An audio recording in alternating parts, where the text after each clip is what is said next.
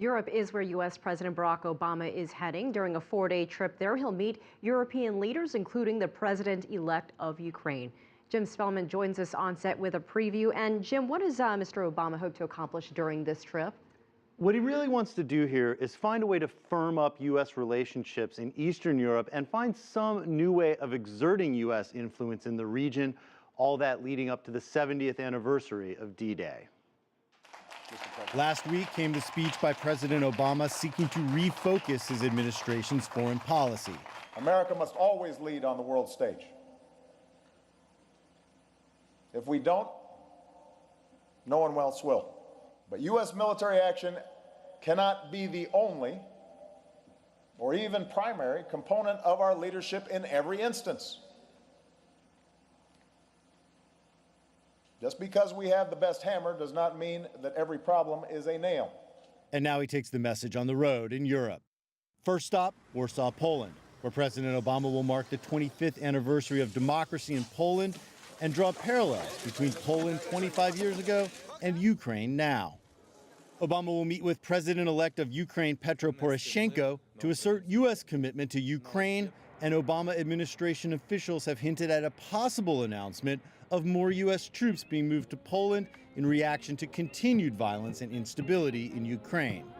Next stop, Brussels, for G7 meetings, postponed from earlier meetings set for Sochi after the Winter Olympics, before the then G8 suspended Russia as the crisis in Ukraine intensified.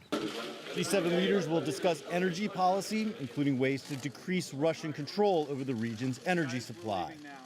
And then on to Paris and dinner with French President Hollande and more meetings. Russian President Vladimir Putin will also be in France and is expected to interact informally with President Obama, but no bilateral meeting is expected.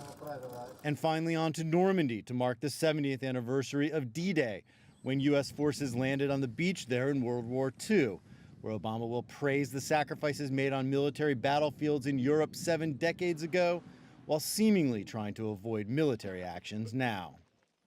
Since World War II, some of our most costly mistakes came not from our restraint, but from our willingness to rush into military adventures without thinking through the consequences.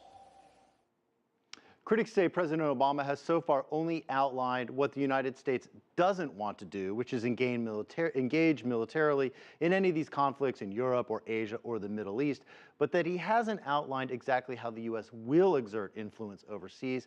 It's doubtful that this trip will change the view of many of the president's critics, Elaine. And you mentioned critics, but how are other people in the United States viewing this Europe trip? Well, any ability to reset the U.S.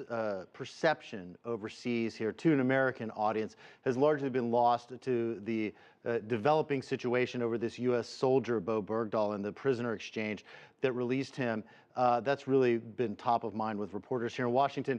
And this is really emblematic of the president and the administration with a lot of foreign affairs in the last year or so. They seem to be constantly reacting, sometimes because of issues they've brought up themselves, other times because of the situation on the ground. But any advantage he hoped to get with his U.S. domestic critics here will largely be lost because people want to talk about this soldier and the prisoner exchange, Elaine. And we will get to that later in the show. Jim Spellman, thanks for that.